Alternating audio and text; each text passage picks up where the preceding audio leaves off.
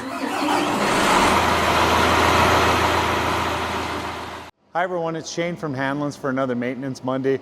Today we're going to talk about the belt tensioner on the front of your engine on your Fendt tractors.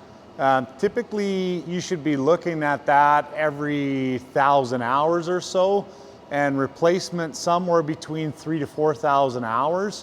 What happens with it is the bearing starts to go, and then it seizes up and it tears your fan belt out. And when the fan belt goes, it can cause damage in wiring and everything else. But basically, you got to reach your hand in there when you're doing maintenance, spin it, make sure that it spins okay. Sometimes you can hear if the bearings are starting to get dry.